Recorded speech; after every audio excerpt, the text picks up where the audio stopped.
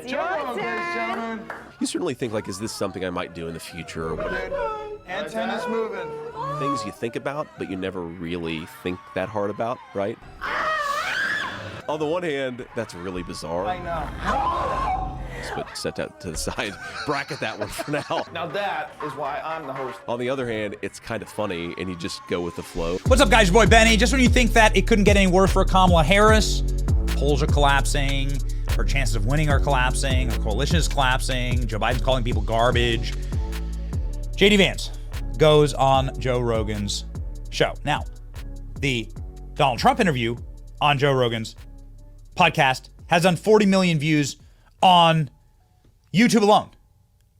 It's done untold tens of millions more on Spotify and Apple podcast downloads.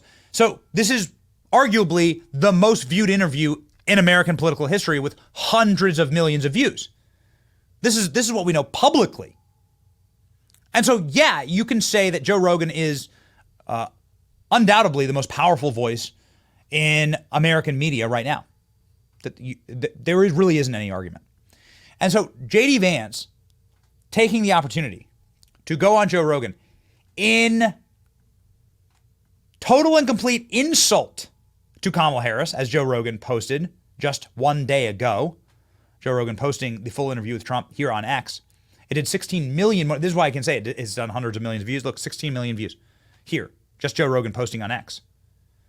Look at these numbers. 390,000 likes, 73,000 reposts. Joe Rogan nuking Kamala Harris, saying, for the record, Kamala Harris campaign has not passed on doing the podcast. They offered a date on Tuesday. I'd have to travel to her. They only wanted to do an hour. I strongly feel the best way to do it is in my studio in Austin. So I sit, and then Joe Rogan's nice. He says, like, I want to just have a conversation with her. But I'm going to do it on my terms because, well, you need me, lady, not the other way around. Joe Rogan doesn't need Kamala Harris. Joe Rogan's audience would undoubtedly really not like Kamala Harris, although it would be fascinating to see Kamala Harris try and do 3 hours with Joe Rogan. This should have been the Kamala Harris interview, but in fact, it is the JD Vance interview. JD Vance busting in and saying, I'll do it. And so, ladies and gentlemen, now we have it. JD Vance on Joe Rogan in a hours-long conversation that was fascinating and touched on so many different issues. But starting off with the insult of the American people, calling them garbage, and how that is disqualifying for any leader. You, of course, I'm sure, paid attention to the kerfuffle over a comedian at the Trump rally at MSG. I think you even know this guy, right? He's a good friend of mine. Okay, yeah. Tony Hinchcliffe. So he tells a joke about Puerto Rico. The number of mentions on CNN about this joke in the last 48 hours, this was as of last night, 143, on MSNBC 101, on ABC 53, on NBC 32, and on CBS 31. In 2 days, they talked about that joke effectively nonstop. You know what it means to have 31 mentions on NBC News about this particular thing? That is that is saturation. Last night, Joe Biden called the half of America that's going to vote for Donald Trump garbage. Do you think that the word garbage is going to appear on CNN 141 times over the next 2 days? No. I would bet no. Now, what's the difference? Well, one difference is that it was a comedian telling a joke, and it's the president of the United States telling what he actually thinks. Another difference is, again, it's a comedian with, at best, a tenuous connection to the Trump campaign. And on the other hand, you have the actual sitting president at a vice presidential campaign event telling the telling the entire country at an event sanctioned by the Kamala Harris campaign that half of Americans are garbage. And I guarantee the media is not going to cover this in the same way. Remember that the major attacks on JD Vance was that he was weird, okay? That he was weird. No, he's like a really professional dude who's like kind of a homie, like down to earth, and also somebody who's down to, well, talk about real things that real people care about. Something that has made Joe Rogan's fame and made him the most powerful voice in media, and JD Vance proving that he's locked in with that. Basically said, well, I think I'm probably going to pick you, but I don't know. and I'm not ready to make a decision. And then he looks at one of his staff members who's in the room. He's like, actually, wouldn't it really set the world ablaze if we just made the decision today? And so why don't you come up with me and we'll just do the announcement in Butler, Pennsylvania. Whoa. And I said, and of course, not knowing at the time what was going to happen, I was like, absolutely, let's get this over with because I'm sick of not knowing. Let's just get this thing over with. And then he's like, no, I'm not gonna do it up there. We need to prepare for it better. So look, I'm not saying it's going to be you, but I'm thinking very seriously about it. Have fun. We'll see after Butler, PA. And then of course I go back home to Ohio. Oh boy. He gets shot. You know, the initial reaction is I actually thought they had killed him because when you first see the video, he grabs his ear and then he goes down. And I'm like, oh my God, they just killed him. And I was first I was so pissed, but then I go into like fight or flight mode with my kids. I'm like, all right, kids, we were at a mini golf place in Cincinnati, Ohio. I grab my kids up, throw them in the car, go home and load all my guns and basically stand like a sentry at our front door. Holy shit. And that was sort of my reaction to it. Anyway, I really didn't know it was going to happen until Monday morning. I didn't know who else was being selected. I think it was all the names that people sort of see out there, right? All good guys, like nobody I have any personal animosity towards. But obviously, here we are. You knew that in a JD Vance, Joe Rogan interview that this moment was going to come and that Joe Rogan was going to go there. And JD Vance's response is perfect. Here's a clip that's going viral. But the amount of dishonesty in the American media really is off the charts. It is, but also with Joe Biden, I think at this point in time, he's literally that crazy guy on the porch yelling at the neighbors. I mean, no one thinks he's there. Which is also one of the fascinating things when they asked her, when did you know that he was mentally impaired and why didn't you talk about it earlier?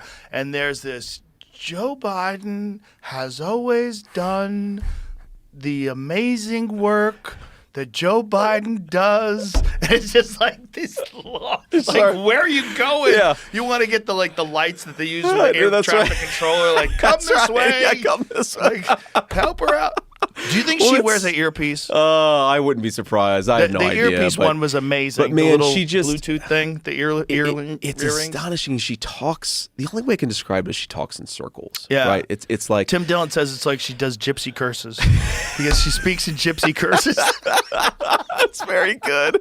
But it's we need to build an opportunity economy because if Americans don't have opportunity, then they're not going to have the opportunity to be Americans. And it's like, what the hell? The opportunity to generate wealth say? And generational wealth. Like, wait a minute. Do you know how few people generate generational wealth? That means you have so much money, you're going to give it to other generations. Well, but there's actually, okay. I mean, I give a lot of speeches, so there's actually a skill to this. I think that she is the Michael Jordan of using as many words as possible to say as little as possible. There's actually a certain gift that she has because you listen to her talk and you're 100, 200 words into it, you're 500 words into it, and you're like, what the hell did she just say? She didn't say anything. And one of the most profound moments of the interview where JD Vance really reveals who he is and the vision for America of President Trump and JD Vance. Of course, JD Vance coming from nothing, from a broken home, from the middle of nowhere, drug-infested, broken hills of Appalachia, and now going on to becoming the youngest vice president, potentially in American history, in just a matter of days. This is the perspective of that man. When my 14-year-old was 2, we were on a skiing trip, and we were about to leave. We packed up all our stuff, but her helmet, we forgot to put her helmet away. I go, we forgot to put the helmet away. And she just looks down at the helmet and she goes, shit. And my wife is just like, oh my God. Right. It was so funny. There's just something adorable about a 2-year-old that doesn't know that you're not supposed to say shit. No, and just absolutely, that cute little face. Well, shit. I mean, my 4-year-old, he was 3 at the time. We were going, because, we live in Cincinnati, but then I'm a senator, so we spent a lot of time in Washington, and I was taking my 4-year-old solo, he was 3 at the time, on this trip, and we're on a Delta flight. We're in the back. I'm kind of wondering, because, I've got bedhead, and I'm thinking to myself, do any of these people know that I'm a senator? Because I look like shit right now.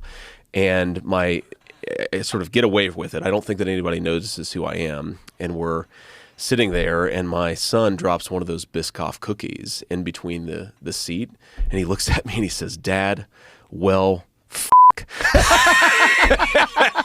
and like 12 people instantly turn around and look at me. And it's like, oh, Senator Vance, your son has such colorful language. And I'm like, oh my God, I'm such a terrible father. And total these people are all judgment. judging me. Yeah. Like, But it's, but you're right. It's so cute. It's adorable. It's so funny. But yeah, I got to do a little bit better about that because they're going to start judging me. people need to relax. They Little do. bad They words really every do. now and then. It's good for you. In the end, the decision has never been more clear. People that actually view you and I as garbage, or as Nazis, or as fascists, or as the refuse that needs to be cleaned up or replaced in this country, versus people that put America first. And you know what? I love it. I'm waiting for the Joe Rogan endorsement. Joe, they're coming for your boy, Kill Tony. They're trying to cancel your boy, Kill Tony. This is an important moment in American history. Joe Rogan should just straight up endorse Donald Trump and JD Vance and call it good. Kamala ain't never going on this podcast, baby. Kamala ain't never doing it. Yeah. It's your boy, Benny. Like, share, and subscribe. What an incredible moment for populism and this country. See ya.